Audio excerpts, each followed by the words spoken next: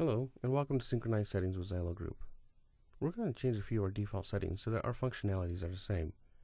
On my screen I have a default install of AutoCAD 2010 and an exercise called 2dhouseplan.dwg. You can find this drawing in the download area of your course. Many of you have already set up your toolbars.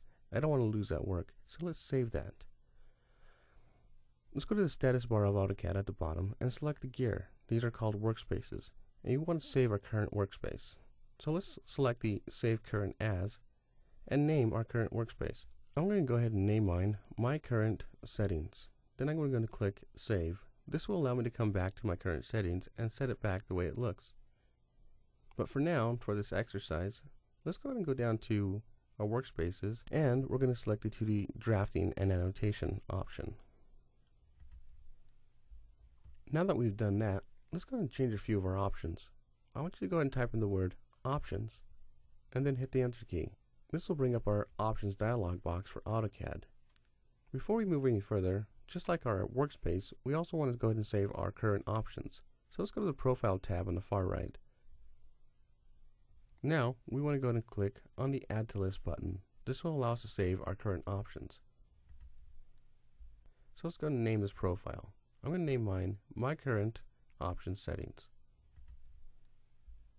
Then I'm going to go ahead and click the Apply and Close.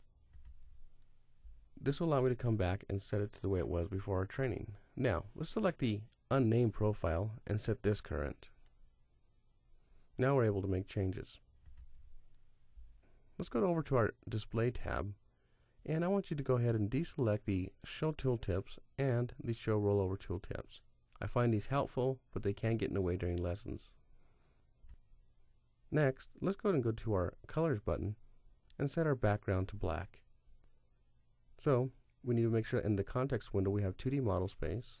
We want to select the uniform background, and under Colors we want to set this to black.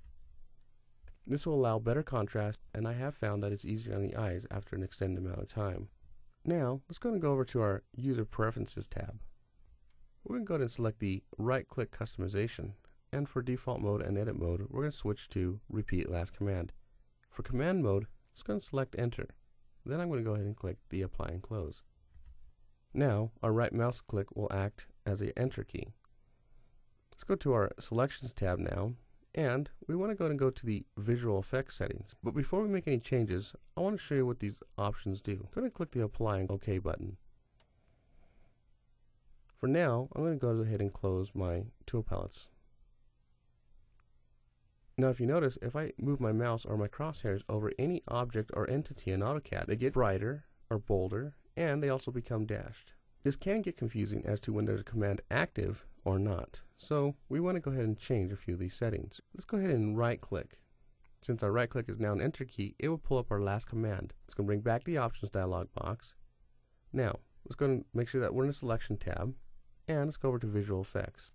We have three options: dashed, thicken, or both. I prefer the dashed, so I'm going to go to select dash and then click the OK button. Now I'm going to go ahead and deselect the when no command is active. This will make it a lot easier for us to know when there's a command active or not. Go ahead and click Apply and OK. Now you'll notice that none of these objects highlight.